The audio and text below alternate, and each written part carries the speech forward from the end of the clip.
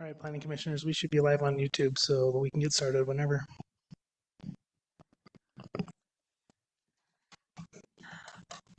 Brad, we're ready to go.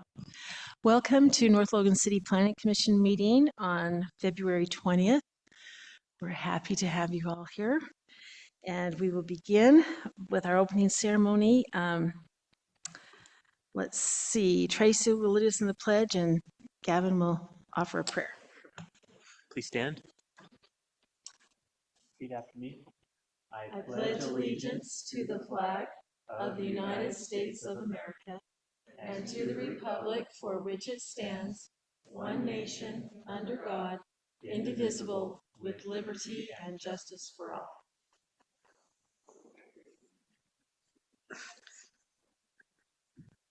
Dear Father in heaven, we cast thy blessing upon us as the planning commission of North Logan this evening, that we will be able to hear well the comments from citizens who take the time to come tonight. We ask that will also help us to consider the needs of each citizen of our town.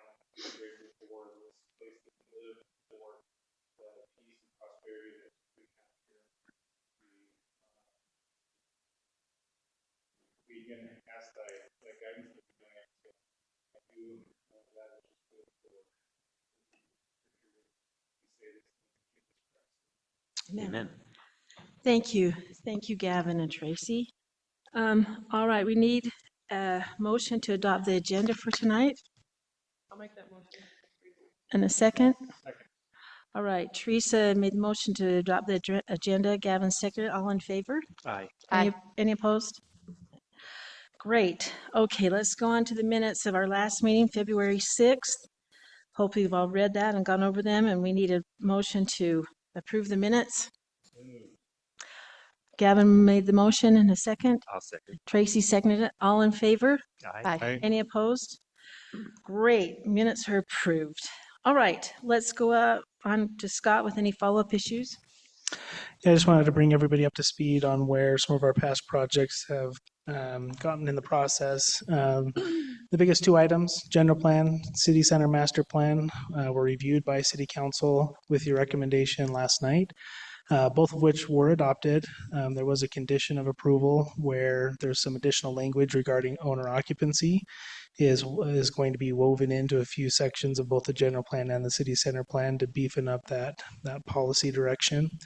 But the city council wanted to pass along their thanks and appreciation for all the time that the planning commissioners and steering committee members and members of the public had dedicated towards those projects. So I wanted to fill you in. Those have been adopted. We're working on those updates before we publish those documents on the website and make them broadly available as the governing document going forward. So huge milestone, something we can pat ourselves on the back for accomplishing those big planning projects.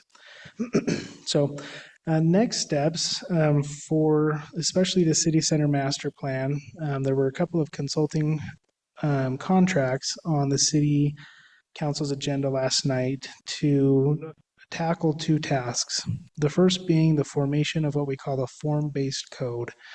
So the City Center Master Plan is a policy guide, and it provides broad policy on what we want it to look like, general massing, helps us justify the plan with the economic analysis that was part of that effort. But now we need to go a step further and create the code that will implement those policies for development use. So our next step is to dive into that form-based code. The Planning Commission will be part of the process. And we will be scheduling some joint work session time with City Council to educate everybody on what is a form-based code, how does it differ from traditional zoning, and how it will help us bring our city center plan to life. So that's a big next step, and we'll have the same consulting team helping us on that form-based code, so downtown redevelopment services. And then additionally, there's a second step to that where we are going to work with those property owners and see if we can be proactive about a public-private partnership where we come together with those owners, understand that we're trying to achieve a similar goal, and go out to RFP to see if we can find a developer to partner with the city and those property owners to build what is in the master plan. Our hope is that it allows us to develop everything in a more cohesive manner, not as piecemealed, not waiting on the timelines of property owners. And we can kind of bring that plan to life in a single effort. So we'll see where that goes. A lot of negotiation and been with property owners, and we're trying to be more proactive than we have been in the past about that project. So those are some highlights on those.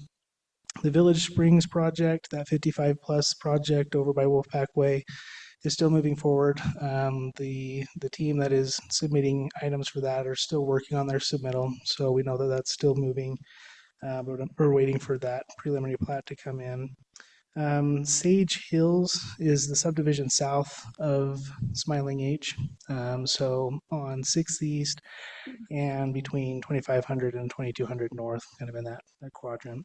That is still moving forward. It took a pause for a minute, but we have been in contact with those developers and they do intend to move forward. So we will be seeing a final plat for phase one, and then we'll likely see a preliminary plat for a second phase that continues further to the south. Okay, so those are just a couple of follow-up items. Does anybody have any questions about those past projects or any other projects that we've been working on? Are the Sage Hills the same developers or different? It is a handoff, so the same developers are still involved, but they are handing it off to Sierra Homes, is who is interested in taking over the project. So the original developer, Gordon Myler Construction, they were the ones that went through the entitlement phase for phase one. And now that first phase is nearly complete for entitlements, they're looking to shift it to a local builder to finalize that phase and then also to take on phase two. So. Okay. Any other questions? Thank you, Scott. Oh, Can you remind me which one was Village Springs? Sorry, still kind of new, but Yeah, Village Springs, if you're heading north on Wolfpack Way through 2200 North, on the right-hand side, it's kind of nestled in between is Brookhaven and, Champlain Homes was doing that. correct. Yeah, Got it. 51 lots, 55 plus, senior community. Yep. okay. Any other questions? Thank you, Scott. Let's move on to item number 1. It's a public hearing and potential recommendation regarding an application for zoning map amendment to upzone the current zoning classification of this parcel from its current classification of RE1 to RE120. Scott, do you want to introduce that to us a little bit? Yeah, Please. so it's just a really quick synopsis. We do have our applicant here with us, Susan Smart. We'd like to give her a moment to describe her application as well. But it is an upzone from RE1, 1 acre minimum lots, to R120, which is half acre, 20,000 square foot lots. On the corner of 2500 North and 8th East is the location there. This particular area of town is in kind of a transitional area for zoning. And I'm going to pull up a few of these exhibits here. I'll blow it up a little bit more so it's easier for everybody to see.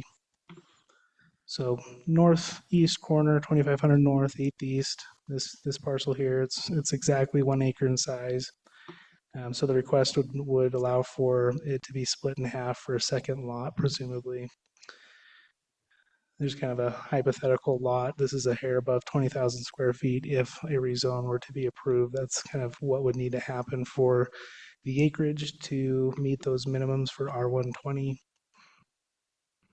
Here's the surrounding zoning. So everything to the north and east is in the RE1 zone. Most of those lots here are exactly 1 acre, for the most part conforming.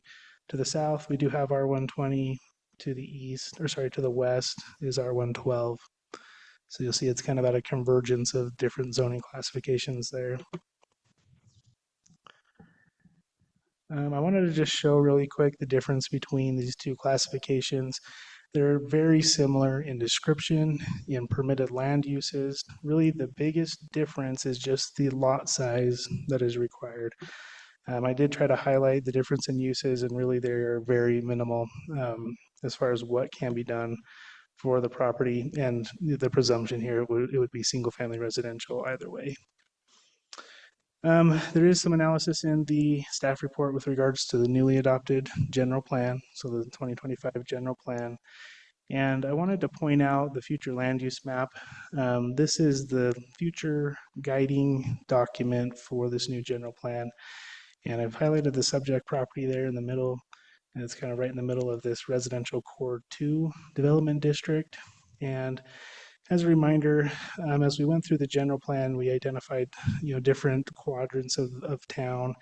And for the most part, if we were to try to boil this down into a very easy to digest policy guide, is that the density becomes less dense the further north and east you go. And as you come further to the west and south, the majority of the density is contained in the city center, with moderate increases in residential core 1 and core 2. However, core 2 is more slated for what we call infill development, where we want to look for opportunities where infill can be done efficiently. I wanted to point out a few things in this residential core district 2. It gives some example images of typical development, moderate density, traditional single family dwellings. A lot of these example images would reflect anywhere between, a quarter acre, third acre, half acre style homes.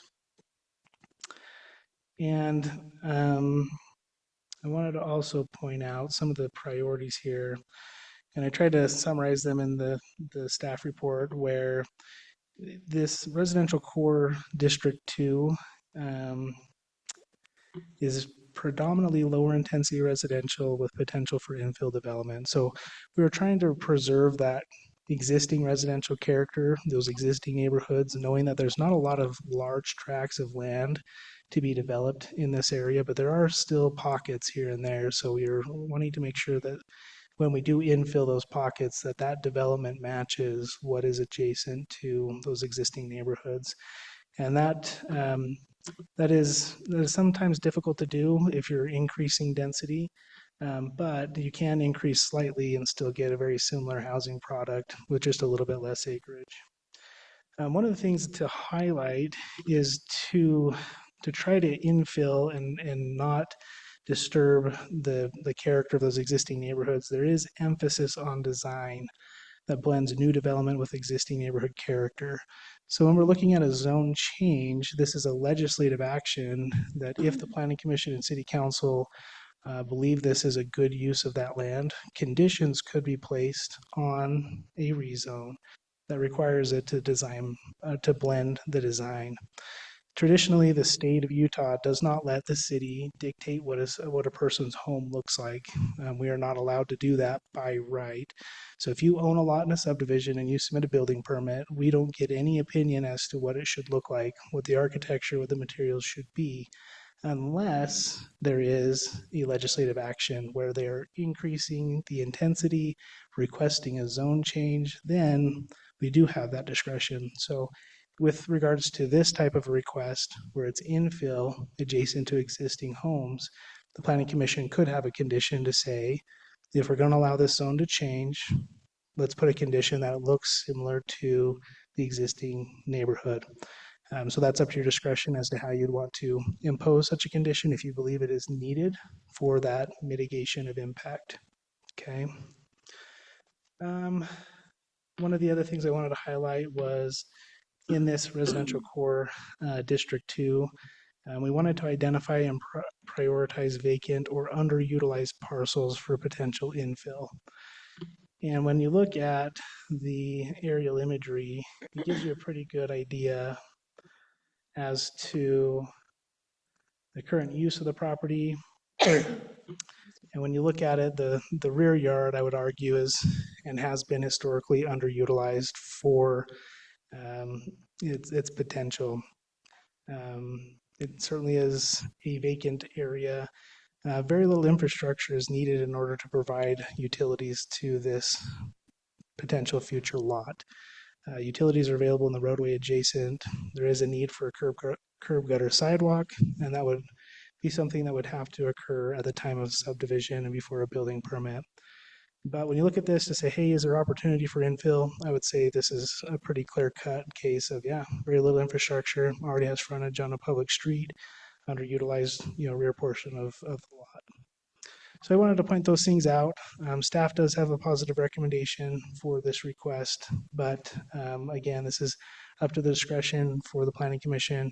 Since this is legislative, you have broad deference in your decision-making power, but you do need to make findings if a positive recommendation is to be forwarded to the City Council. So there are some recommendations in the staff report, and don't forget to mention findings for or opposed, depending on how you feel about this request. Any other questions on that? On this little map, there's another little building right there in the backyard. Is that right in the middle of where it would be divided? It could be, depending on where they want to draw the property Okay. lines. I forgot you did this, yeah. Yeah, I drew this just as a really very rough hypothetical to say, even if they were to keep this accessory building here, there is enough acreage where you could create a lot, or you could tear down that building and put a straight line through the middle of it. But that's up to the discretion of the property owner, depending on how they want to configure a future lot. Okay. Any other questions? All right, we will open our public hearing and I will read you the instructions. Before you begin, please state your name for the record. Speak into the microphone so your comments can be recorded. Please limit your statements to 3 minutes. You're not allowed to combine or bank minutes to speak on behalf of others. Please phrase your opinions in the form of statements, not questions. A public hearing is your opportunity to express your opinions to the City Council and the Planning Commission, not a time to ask questions of or to expect dialogue between yourself and the Commission. Please address your comments to the Commission, not to the public. The Commission might ask questions about your comments in order for them to better understand you. In the future, note that if you have questions or need to discuss an issue, you may meet with the City Council members or the appropriate city staff member before the public hearing where dialogue can take place. You may provide a written statement as your input for a hearing. You may read your entire statement, or to summarize it, the 3-minute limit still applies. You may provide a copy of the written statement to the city recorder. He will make copies for the City Council, and the written statement will become a part of the public record. However, the written submitted statement will not be included in the minutes of the meeting. All right, so we will open up our public hearing. If anyone would like to comment, please come up to the microphone.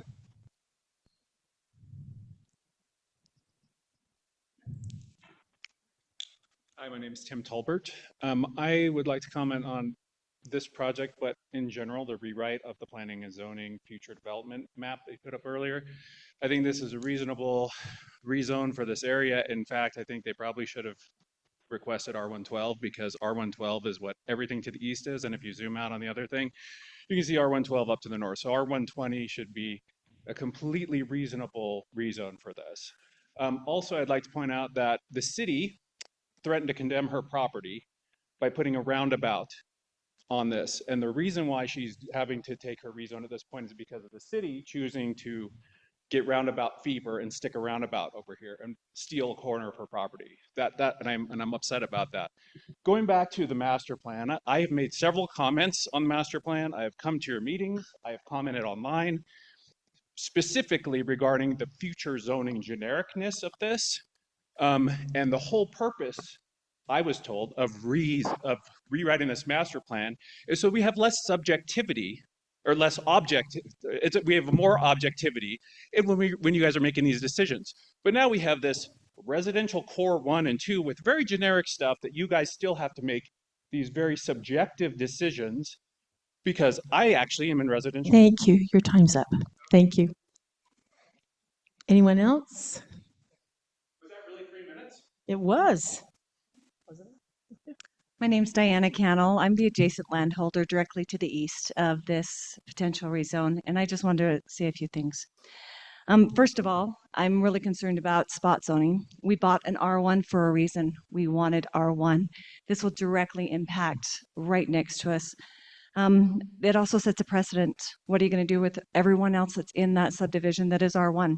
Are you going to allow everyone to do these things, to be split their properties and have houses built up? It completely changes the way of our neighborhood. Please think about that. Also, I think it's another safety issue with the roundabout coming out. That's one more egress-ingress point that's going to be really close to where that intersection is, and that is a safety. We only received a short notice, so I would like opportunity to send an email to each of you with some additional points. We just got this like a day before yesterday, so we'd like a little more time to be able to do that before you make a decision. Okay, thank you. Anyone else? Michael Sampson. I live at 889 East, so it's 2 houses to the east of the affected lot. And I would just want to say that I'm opposed. Bought this house 11 years ago, but I actually grew up in the same neighborhood from a kid. So this is the flavor that we wanted as a family growing up. Still, the neighborhood we want is the big 1-acre lots, and so I would oppose rezoning at this time. Thank you. Thanks. Anyone else? All right. If there's no further comments, we will close the public hearing. Yeah. Oh, do you have comment?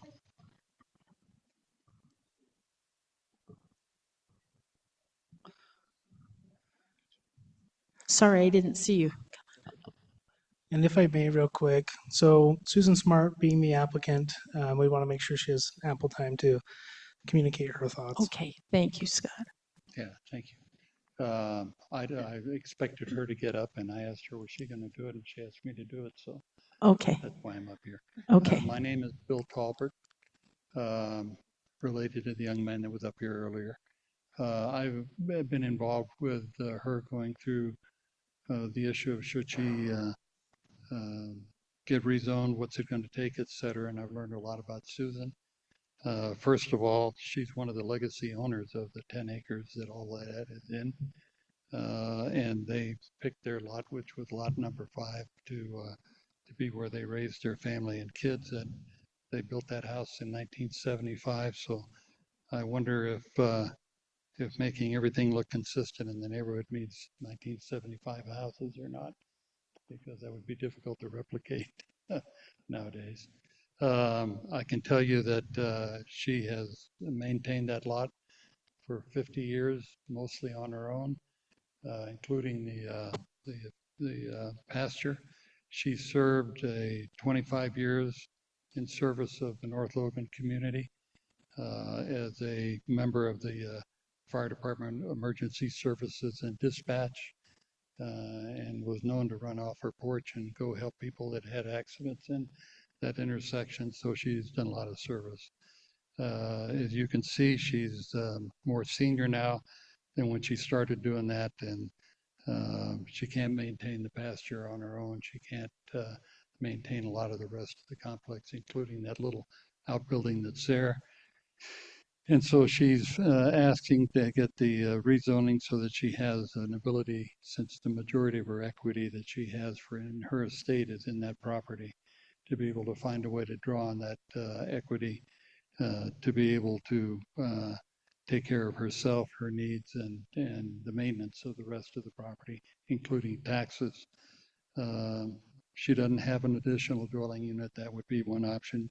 Her children have talked about building a home on that pasture area so that they could tend to her as well as she gets older, and have it be adjoining properties. And then she's looking at possible use of the pasture or sale of the pasture, renting of the pasture, etc.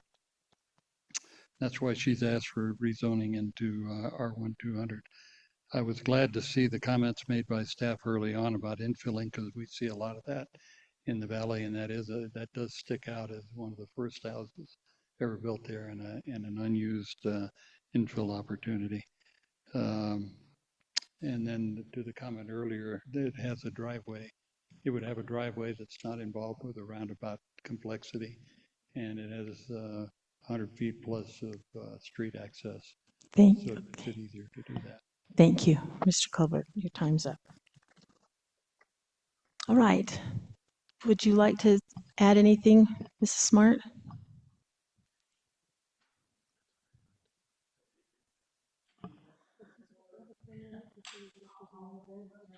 Just gonna let Had a couple of serious accidents and I joined the world of the handicap.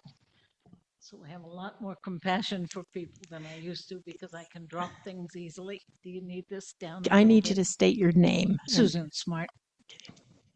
We came here 70 and bought 5 acres, no, 10 acres, excuse me, and thought we had mortgaged our lives away. Of course, now you can buy one building lot and mortgage your life away too.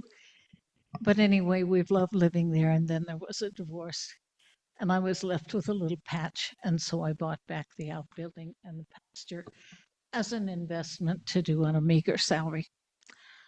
So I reached a point with unexpected adventures in old age.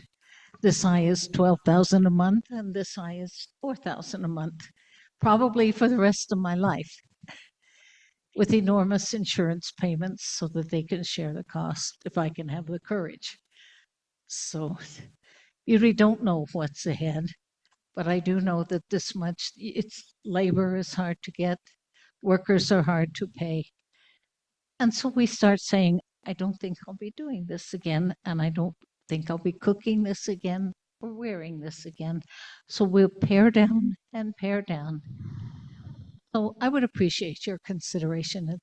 I've maintained this investment for 50 years, mostly alone. Kids don't live nearby, but they talk about coming home. So I appreciate your consideration in this matter. Okay, thank you. Answer a question for anybody.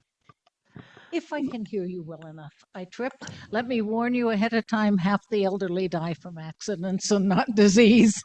And I have 3 friends with the same accident who aren't here tonight. So I'm a blessed woman in a wonderful community, and oh, how we have love during here. If you use this land to its highest level, it's well fertilized for a beautiful lawn, for a lovely home. Okay, thank you. Horses, cows, and calves. We had a good time. You can, if we have a question, you can sit down, but if we have a question, we'll ask you, okay? Thank you. All right. I think we'll close the public hearing now. And commissioners get to talk about this. Gavin. So a question about kind of how we got to this point. So I did read in the staff brief that the city is looking to put a roundabout on that intersection, which there wasn't much information on what quantity of the land around would be taken. That oh, it was, sorry, Scott, I didn't read that attachment. Gavin, it's on there. Yeah. Scott's got it. No, It's just that little piece, like the little, The yeah, red okay. little corner. Other yellow. well, it says it's construction, they The need. yellow is temporary for construction and the red is what would be taken. So So it's little. Weird spots. Yeah, so as part of that conversation of the city, starting that communication and conversation, so was the request uh, generated by Ms. Smart then to split the land as a potential condition for this to avoid the, Yeah, this is not a city-initiated application. This is an applicant-driven application, but the impetus of all of this discussion is the roundabout. The roundabout is something that's been part of our transportation master plan for many years, and our traffic and our circulation for safety necessitates that we move forward with it. We have funding available, we have the plans for it, and as we went through the planning process, we tried to limit the impact to those neighbors on those four corners as much as possible. And you'll see in this exhibit that red sliver, 74 square feet, is as much as we could pare it down to fit that intersection in there. The yellow, those temporary construction easements is for us to access and install those improvements, and then they're not for us to acquire. The yellow on the east here is so that we can realign the driveway into the existing home once that roundabout is installed, so there's better access into the side low garage, which faces to the south. So that's an item that the city is doing to better accommodate Susan's access to her existing home. And one thing to clarify, anytime the city needs to go through and acquire land, our primary approach is to talk with the property owners. What can we do? What do you need? What are the concerns? And obviously, the city has eminent domain power. We are not taking the land. We are paying for the land. So that's an important clarification there. But as part of that negotiation process, we try to find ways to provide value or to compensate them so that it's not a hardship, so to speak. So in this process, the city is not saying, yeah, we'll approve a rezone for you. That was absolutely not the case here. We are saying, this is the process. If you want to ask that question, you can submit an application and see where it goes. So the acquisition of this land is not contingent on the approval of this rezone whatsoever. And that's important to note, that if this is denied, the acquisition of the property will still move forward. Is that clear? Okay. So if this roundabout were on another intersection, the city would use the same approach and look for not just compensation for the land that was taken, but other ways to reduce the burden on the. Yeah, that's our primary approach. We don't want to just knock on the door and say, we're buying your land. Sorry, that's never our eminent domain is a power that a municipality has, but we use it very, very seldomly because we try to find ways to work with property owners to mitigate that impact or to find ways to create value. What's the intent with the rezone after it's rezoned? If it were to be rezoned, what's the intent of the use of that particular parcel? Well, so a rezone, it does not create a building lot. That is just the underlying development rights are being vested to the property. So if we were to change the zoning from RE1, you have to have 1 acre of land to create one building lot. The request going down to R120 is basically saying you can have 20,000 square feet per building lot. So where there's 1 acre here, they could split this into 2 lots if it's zoned R120 as requested. So the most buildings that could be on there would be one. One home. Any single family resident can have an ADU. That's a permitted use in any of our single family zoning classifications. But yes, one primary single family home, there may be a shop, a shed, those types of things. And so we can't look at what specifically might go there, but we can look at the allowed use by the code and consider if those are, if we feel like we can accept those. Correct. Risa? One thing I've learned the last couple of years is there's people who love roundabouts and people who don't love roundabouts. I love roundabouts, so that's just my feeling. And I live by several of them and I really like them. But when I looked at this, the one thing I thought about as I looked on the map on my phone, but to me, this lot's a little bit different because that half of it is on a major street. Where if you look at some of the others, their extra land goes behind them. So I don't have any heartburn about allowing this just because it's on a main street. Because if you look at the ones around it, their lots all go deep, but they aren't on another, yeah, that's what I'm looking at on my phone. But can you see how like they're long, but they're not, anyway. So I actually don't have any heartburn about accepting this change. Because the access is. Yeah, because it's on available. a main street. So I need to make this clear, I think. If we gave a positive recommendation to rezone this, that doesn't go for every other zone on the street. Like if Cannell's wanted to rezone, they would have to send an application. If Sampson's wanted to, they would have to send an application. That's correct. This is just one piece of property and for one application. And if you look at that, if any of those properties around them applied, they don't have easy access to the rest of their, you know what I'm saying? They don't have an easy access Yeah. to the. this Potentially one- creates a flag lot. Pardon me? It potentially creates a flag lot. Yeah, I don't know. Yeah, they would have to put some kind of road in, which we've dealt with before, down the side of their lot to access that back. So to me, it's just a little bit different than the other lots in that area. Gavin? In listening to Ms. Cannell, Mr. Simpson, I understand their concern with buying an R1 and not wanting that to change. I would feel the same if that were near me as well. So with our new, I just want to get a little clarity as we talk about the plan, the new master plan.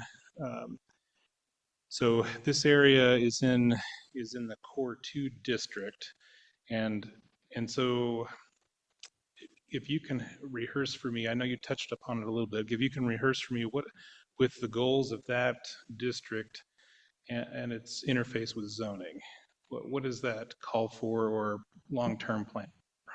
Yeah, and that's a good question. Those districts, they don't have zoning classifications tied to them, and we did that on purpose. We know broad policy, the general plan, we wanted to make sure we consolidated a lot of our density further closer to the city center, where we'll have mixed use, multi-story, attached housing product. And as we grow as a community, we wanted to protect as many of the existing neighborhoods as we could. And so in these residential cores, you'll see, if you look at those in the general plan, let me find that exhibit again here. Here we go.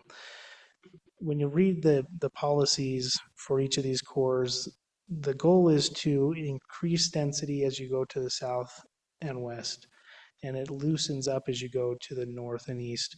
For example, in the residential core 2, this one does not anticipate any upzoning whatsoever. It's essentially saying this is where we have the majority of our open fields, and there's very little of that infill that is anticipated. It will develop with the underlying zoning that is there now, which is predominantly RE1, but it's not intended really to have any attached housing product or any upzoning as you get further to the north and the east. As you get into the residential core 3 and core 2, the language does have softer elements that say, yeah, there's probably locations where we can infill at maybe a moderate uptick in the intensity. There is some opportunity in residential core 2, perhaps for townhomes, but just very selectively where they make sense is how that language reads. And as you get into the city center, this is where it's mixed use types of zones. So much more intense. But there's not zoning classifications tied to each of these districts. And if you go to the zoning map of the adjacent properties for me. Yeah. So the properties just to the south of the subject property is 20. And then to the west is 12, is that correct? That's correct.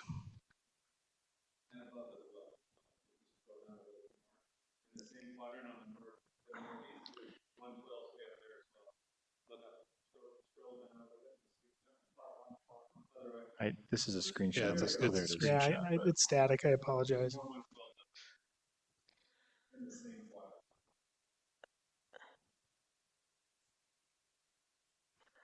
I have are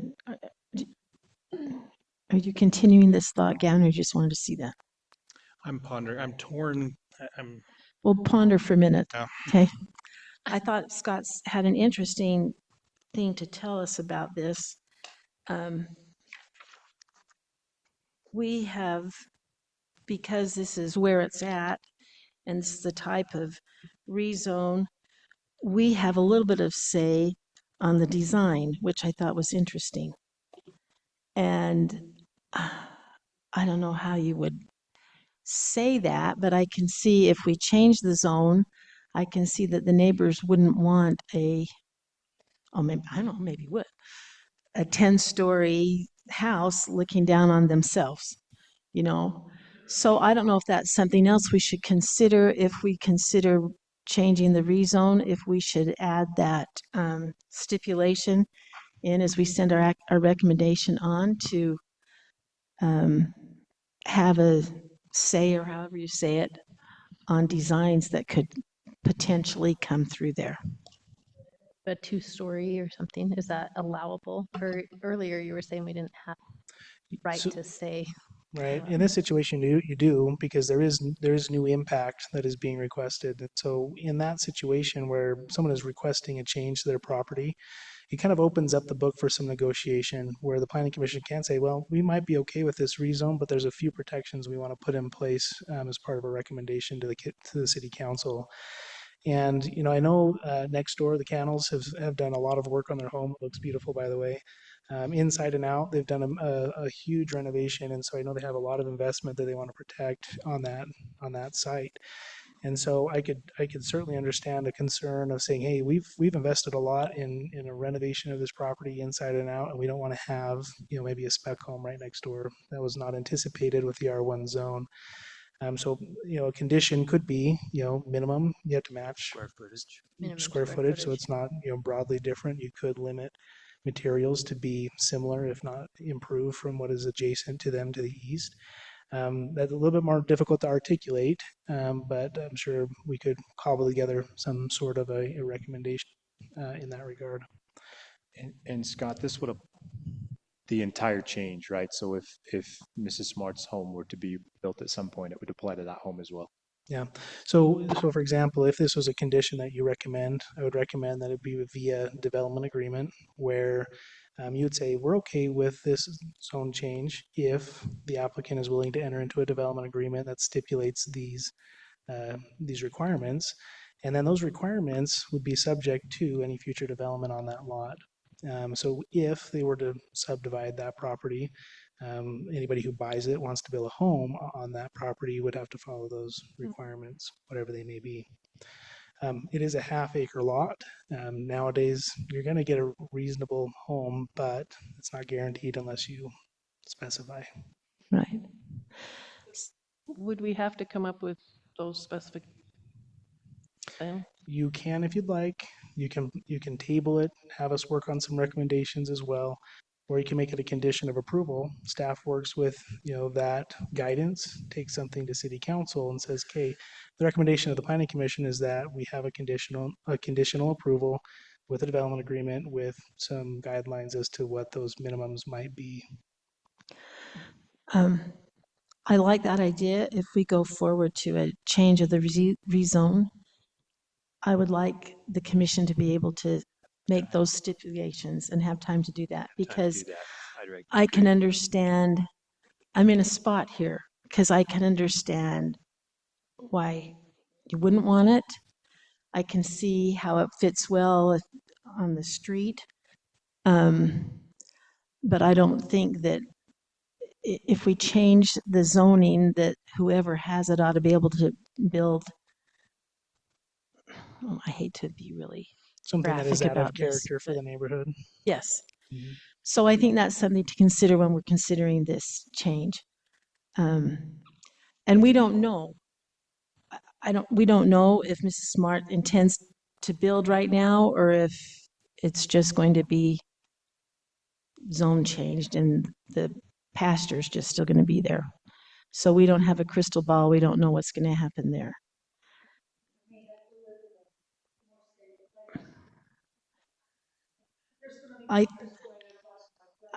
I think that, well, I think that we're going to be okay with the roundabout too. I don't think that's going to really impact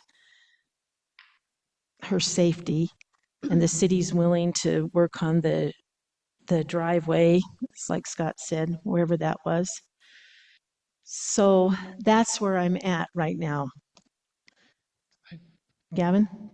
Is in the R12, 20, or R1, are there any design requirements or material requirements or anything of the nature? Not like we have in the city center zone. Yeah, we're not legally allowed to require those. So if it's by right development, so if somebody just wants to subdivide at the minimums, create a lot, build a home, we legally cannot tell them what color their paint is, what materials, what architectural features. We have no purview there, but we do if it's a legislatively requested change, and so that's why there is this ability. Well, and it is interesting because every house along that street is very different in size-wise as well. So it's hard to say you have to build a 4,000 square foot home when there's a 2,000 square foot home too. So it's variable depending on 3 houses down, which is fun. It's really nice. Gavin? Yeah. So, on the ADU piece, so by right, any property owner can develop a detached ADU That's correct. within the size specs that we've done in prior years. So that could happen there. But when you do that, you have to share common sewer, Right. so it's all still one property, which may not meet the goals. So I guess my assessment right now is I'm torn because the city is saying we are making a change for a roundabout. We're forced purchasing this piece of land, and personally, I don't rather not happen. I think as most people would, and so on the one hand, I'm sympathetic to the landowner to say, okay, as part of that, let's do this. I don't, it is Longwise across the street, so it's not a huge impact. And at the same time, you've got others who have bought at R1, so I'm torn by that. And also I like roundabouts as well. I think it increases safety. I've seen data here and in past communities as well where it shows that. So I'm a little stuck in the middle, inclined to grant it. So that's where my mind's at. That's kind of where I am too, Gavin. Heather, you look like you. I was just gonna say, I feel I like the roundabout idea. I personally am a big fan of roundabouts. So I'm really sorry about anyone who's not, but I see the advantage of them as well. Anyway, So, it is tricky with your yard and stuff, but I personally am in favor of the land because I think it looks well. I know we have those deep lots there for the 1 acre, but aesthetically, when you're driving down the road, you wouldn't know any difference of when you're driving and there's just house after house. You don't see that depth, and it's tricky. I know for the neighbors, I sympathize and I understand that would be tricky for you. But I kind of I am okay with this plan. okay. Any other comments? Porter? Just one thought on the design requirements. Do we have a definition somewhere that we could just generally reference? I hate to create extra work if we can avoid it, but Not really, because we don't do this very often. And this is something that's going to be very subjective for us to write or to say what is fair, what is equitable for the impact that is being created. Younger millennial, half acre, 3,000 square feet is a lot, and so it's hard for me to put a finger on that. And honestly, if you were to ask for opinions, they would all be very different. So I would be inclined to say something very broad, to say, hey, not less than perhaps 2,500 to 3,000 square feet, no higher than 2-story, call it a day. But that's my personal opinion there. yeah. I would lean towards that. My opinion is not to limit size, but talk about quality of construction and let it be what it is. You can have a small home that's beautiful and you can have a large home that's ugly. So I think you focus on the quality of the build. And that's in the eye of the beholder too, because Yep. ugly to some is beautiful to others. So So this is a quandary. We've never, a quandary, is that a word? Ooh, I don't know, but it sounds good. Conundrum, whatever. This is whatever this is. We have never dealt with something like this before. So would it be prudent for us to just step back and just do some more? I mean, we've read your report and gone through all that, but is it prudent to just step back a bit and just consider some of the options available before approving? Perhaps Or it would be nice denying? to have some direction and some feedback, so we're not kind of hunting in the dark, so to speak. One other thing in the staff report, I didn't go into in detail because it's something that we have in the general plan as a future to-do item. And one of those to-do items is to create an infill incentive ordinance where property owners who live adjacent to each other, who have undeveloped or underdeveloped land, they work together to create a better situation for infill so we don't have flag lots everywhere. And, you know, to Teresa's point, this one makes sense because it has frontage on a road. And we're not creating weird access and creating these weird shaped lots, right? But in interior blocks where a lot of folks have acre, 2 acre, you know, that a lot of them are just filled up with weeds because it's a lot to maintain. They can work with their neighbors, maybe gain access elsewhere, and we're trying to get good orderly infill. And that's an ordinance we don't have yet. We plan to put together. The general plan calls for us to do that. But even if we had that ordinance today, I don't believe that it would be applicable here because it's not adjacent to, you know, property that we need to work together to get a better outcome for. This, in my mind, is a very straightforward infill. The general plan calls for us to have moderate increases in densities in these areas, and for good reason. You know, we can't be stagnant. And to be honest, it's impossible to believe that things won't change forever. So we're at an impasse. We know we're growing 2.9% per year, and I just keep thinking about that over and over in my mind because we are growing, and if we don't make room for it to go somewhere, then we're just going to push our kids and the next generation out of our community. So the whole general plan looked at that at a bird's eye view and said we want to put a lot of it in the city center, and we want to feather that out as we go through these residential cores. This particular core did anticipate a moderate uptick in density. A half acre is still a pretty big single family lot. I'll let you, because I'm a nice lady. Come up to Come up to the so they microphone, can- though. So it can be on the thing. So we would love to be able to purchase that piece of property and keep it as green space in that, and I think that's completely allowed. We've offered to Susan, I mean, we'll 100% pay value. I understand with her medical things and I'm sympathetic to that. But we would love to do that. And if there's any mechanism to do that, that would save all this other stuff. Okay. To be But clear, yeah, with the rezone that you would be able to purchase, because right now you would have to purchase the whole thing because it's not split. Right, yeah, there's Well- no way to split this parcel into two without a rezone. right. Otherwise, we create an illegal lot. So if she were to quit claim the back half of her parcel and try to sell it, her home is sitting on a half acre non-conforming illegal lot at that point. The only way to subdivide this in the future is to rezone it.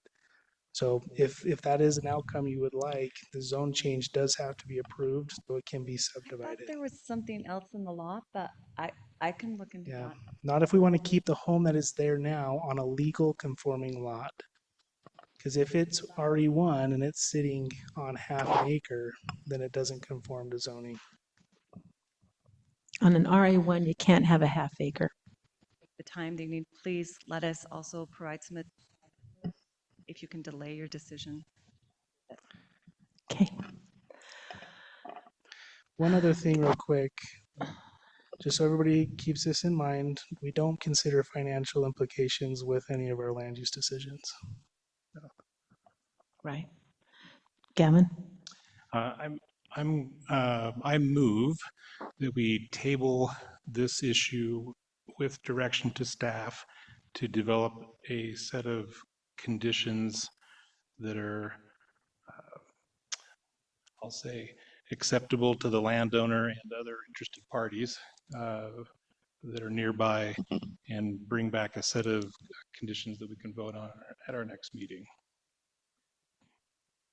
Well, it's been moved. I guess we have to do this. Anybody want to second that motion? I'll second it.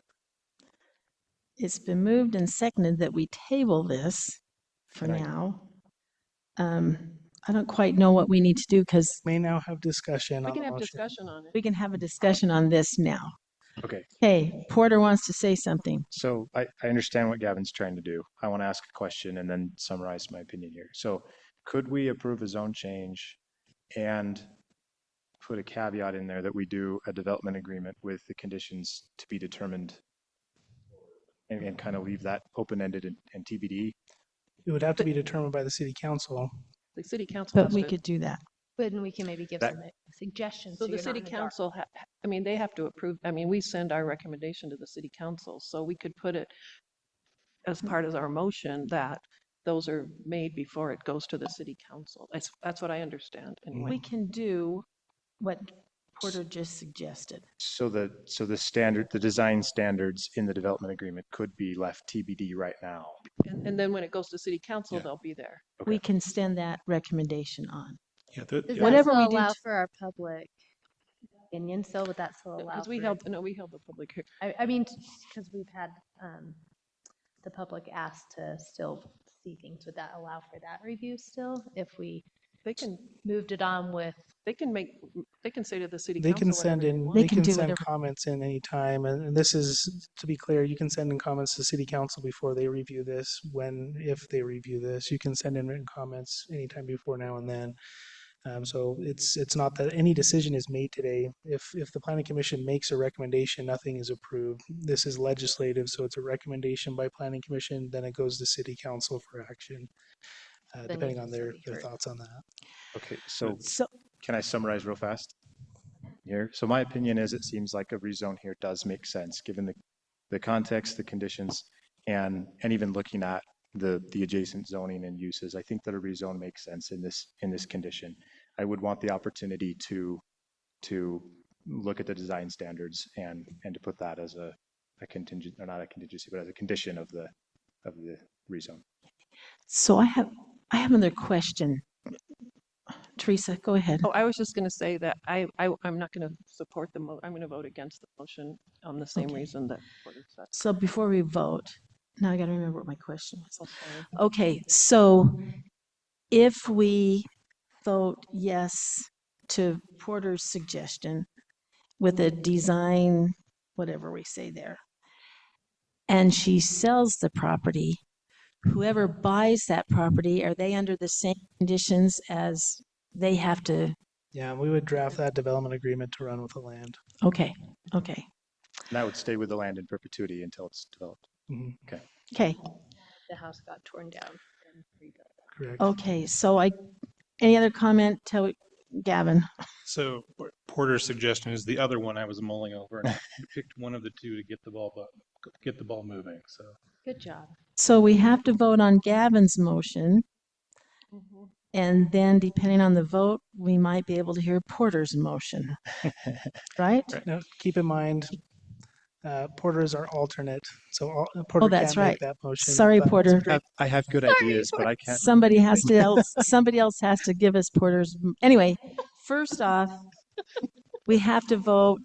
It's been moved and seconded, moved by Gavin, seconded by Tracy, that we table this. Is that right? Was that the first motion? Yes. For another time. All in favor?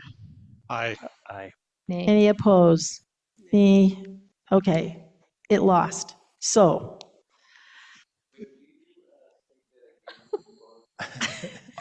Alan? Jeez, okay. So Tracy, Yeah. Gavin made the Just the motion, motion and a second, and then the rest were nay. the motion and second said yay. Teresa, Nan, Heather said nay. Male, female. Oh. Yay The ladies. for yes, The Gavin. boys. Gavin and Tracy. Yep. And that motion was to just table the whole thing. I don't think that, well, we've already voted on that. We don't need to hear it was another. tabling to the next meeting. Yes. So that Want to try again?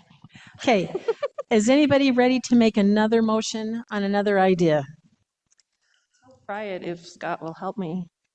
I would Okay. just make a motion that we accept the rezone with the conditions from staff and also The findings. findings from staff, and also before it goes to the city council, that some design And recommendations be made. made. With regards to design of a future home to be memorialized via development agreement. Thank you. Okay. It's been moved. Anybody want to second the motion? I'll second. Heather seconded it. Do I have to repeat all of that? It's been moved and seconded. Okay. All right. All in favor of that motion, say yay. Yay. Yes. Yay. Any opposed? Nobody's opposed, Alan. Everybody's yay for that. Okay, thank you. Thank you, everybody. I'm sorry, this is a interesting thing to work through, but we're trying our best. So Yeah. this will move on, this recommendation will move on to the city council. They're the ones that get to vote on it. So I would encourage you, if you want to say anything to the city council, letters, whatever, do it. Okay. I don't know when it will be on their agenda yet. March. It will be on their agenda March 5th. Okay.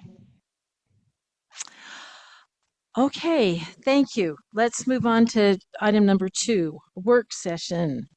Review and discuss regarding the draft zoning text amendments to the North Logan City, North Logan Master Code. Is that the word?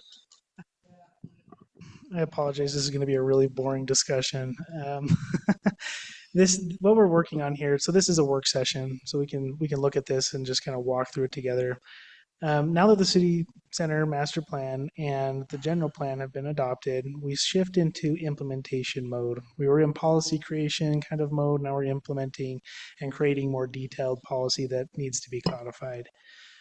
So what we are looking to do, we kind of looked at this in our last meeting. This is just a hypothetical schedule for us to look at various packets. We're going to touch a lot of ordinances. There's going to be a lot of red lines and adjustments as we go through to create the policies that the general plan is requesting us to create. The first couple of packets are very administrative in nature. We're basically going through, our consultant is contracted to go through our code top to bottom, provide us their feedback on what we need to update our code with to be current with state requirements, best practices. It's been a long time since our code has been recodified, and so there's a lot of things in there that are a little bit out of date, a lot of definitions that needed to be updated to match state definitions. And so these first couple of packets, the ones that we had anticipated looking at January, February timeframe, the 12A and 12B, these are two sections of our land use code. So if you look in these packets, these first two sections are primarily just the high level general provisions in 12A, and then in 12B it's talking about the administration. So these two are really just the nuts and bolts of our land use ordinance. So let's just look in 12A real quick, and I'm certainly not going to go through all the minutia of it all, but this section is primarily just general language that kind of establishes the fact that we have a land use code, and then it goes into definitions and defines 150 different terms that will come later in the code. So if you scroll through this 12A, everything that is in red is added language, everything in black is existing language. But it's talking about the authority of the code, how the code governs all of our land use. It's called our land use ordinance. It's also sometimes referred to our zoning ordinance or our subdivision ordinance, somewhat synonymous there. And it's saying that it's adopted by our city council. It's subject to we call it the LUDMA, Land Use and Management, Land Use Development and Management Act from the state code. And it tells what is the purpose of our land use code, right?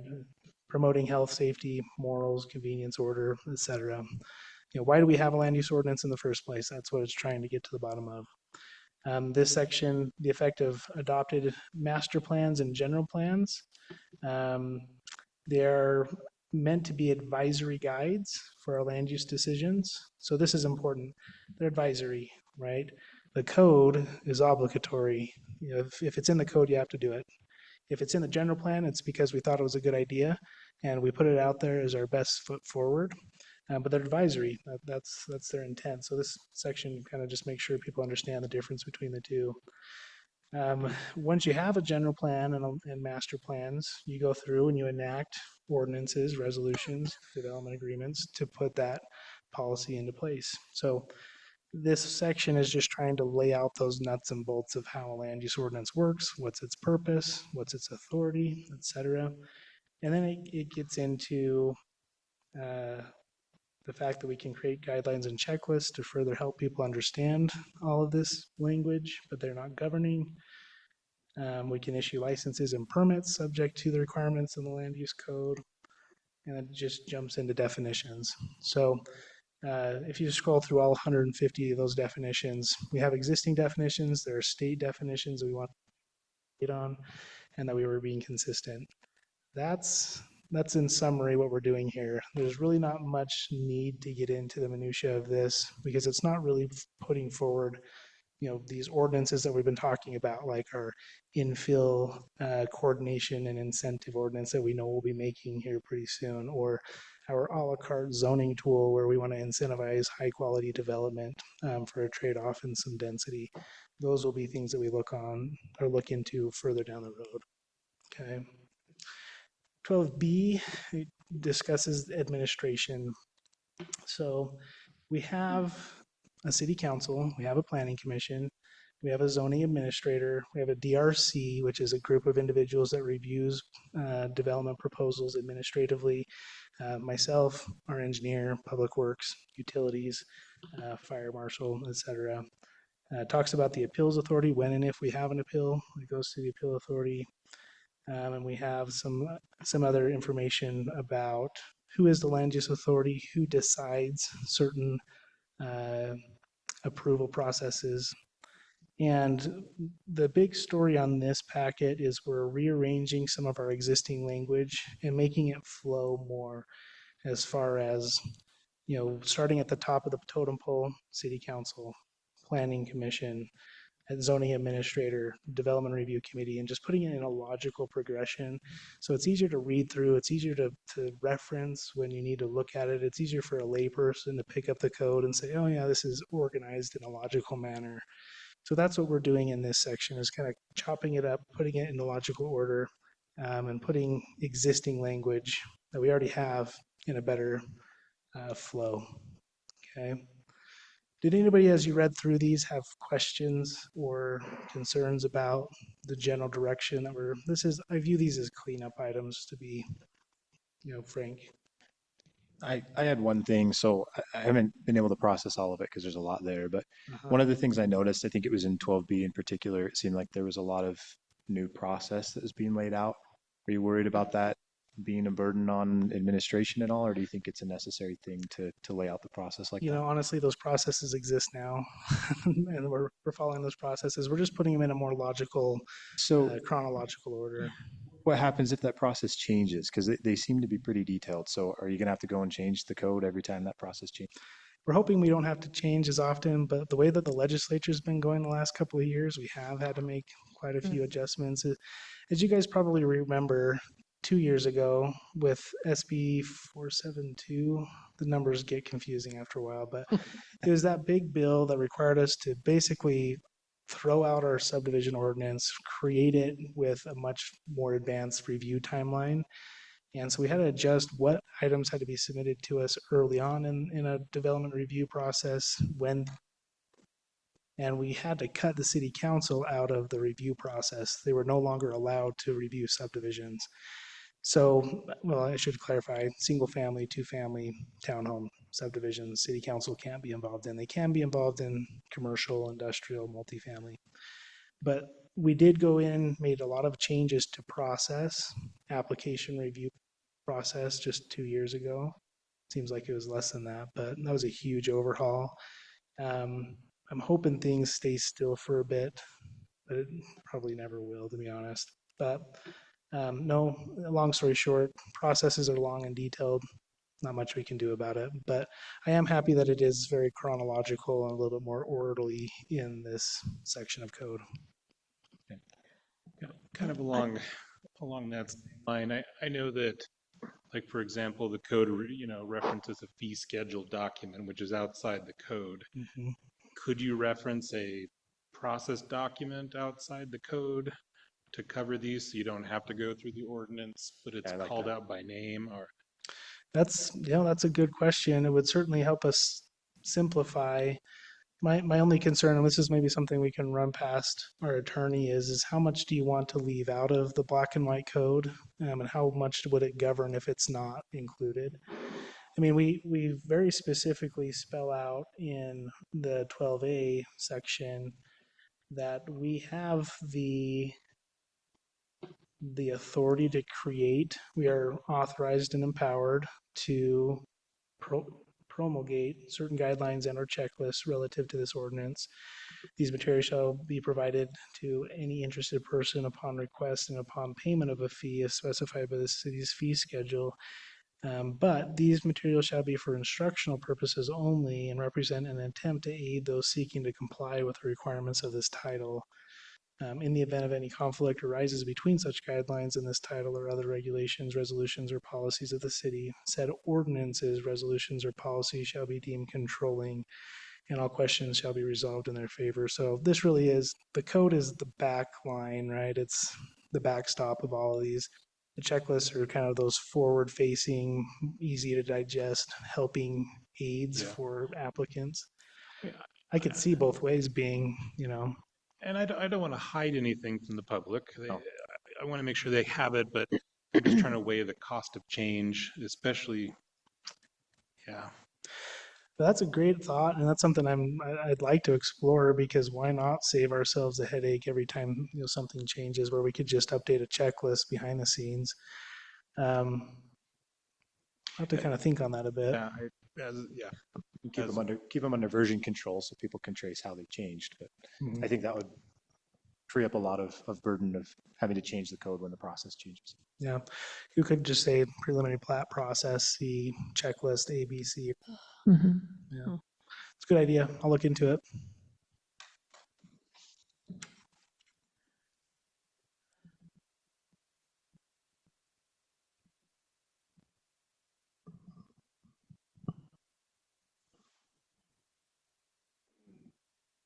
Okay. We'll be having obviously a lot more packets come across it, and I'm trying to minimize the brain damage that we're going to have to go through to comprehend all of it, right? A question that came up with, our consultant was, how much do we want to put out to the public and have the public digest at any one time? Because we have to have a public hearing and recommendation for it to go to council for adoption. And I don't want to adopt it in piecemeal, mostly because we might be making adjustments down the line that necessitate an adjustment up line before we adopt everything. But we do need to have public hearings, for these to be available to the public to review and provide comment on before we move forward. So this effort will touch just about every section of the land use code. And I'm open to suggestions as to how we want to structure our public interaction through the process. If we hold a public hearing as we consider these, but then not necessarily adopt them, maybe give a positive recommendation as they're currently drafted, and then we'll move on to the next packet. And that way the public has the opportunity to be involved, have a hearing as we move through, and then have one long last public hearing with the full set of adjustments at the end of the line. And a single ordinance that adopts all of the adjustments as one swift motion. That was a thought. I like that approach. What, one personally. single ordinance or what? Yeah, we would take these in the pieces Yes. that got laid out, Yes, and we have a public hearing on each each piece. one. But then at the end, as it's all together in one potential ordinance to adopt, we'd have a final public hearing. Right, right. Yeah, But- and to be honest, these are going to be the easiest ones we look at.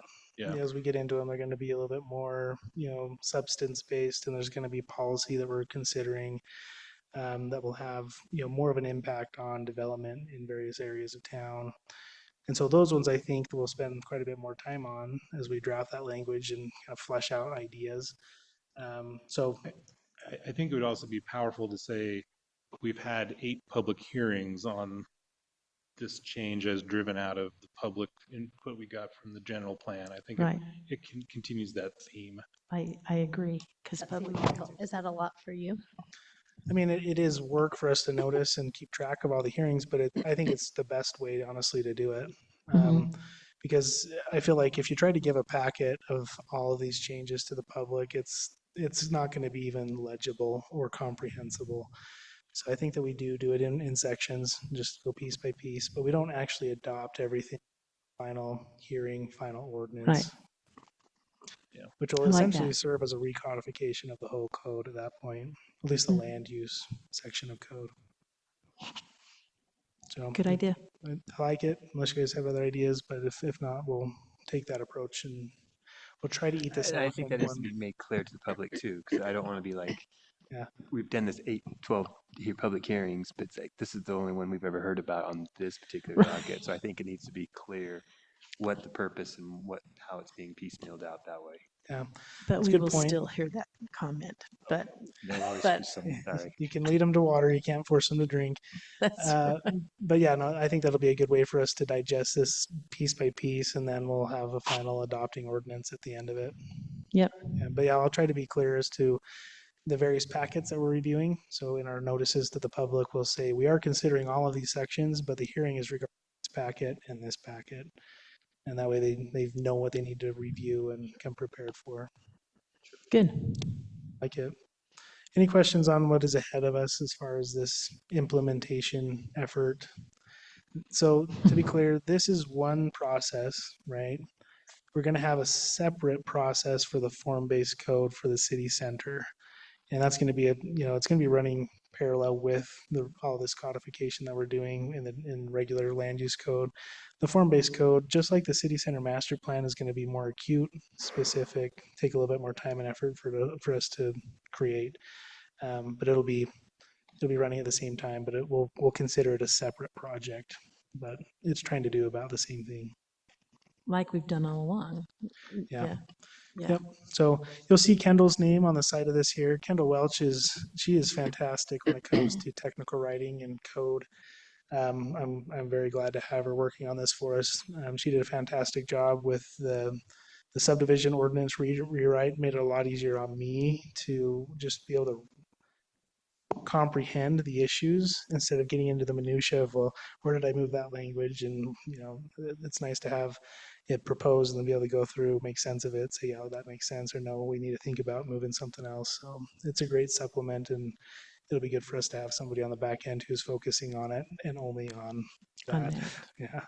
So anyways, as you see these packets, as you're reading through them, they're very much like the general plan. It's a Google document, it's a cloud document. Feel free to write in your comments, or as you see something come up, throw it in there anytime you're looking through them. And just so everybody knows, this document here, this scheduling document, is going to be updated as we go along. And so you'll continue to access this to click on the link for each packet as they become available. So you can read ahead. Things are going to be moving all the time. So don't read too far ahead, but feel free to hop in there. If you have an idea you want to add somewhere else, feel free to go in and add a comment.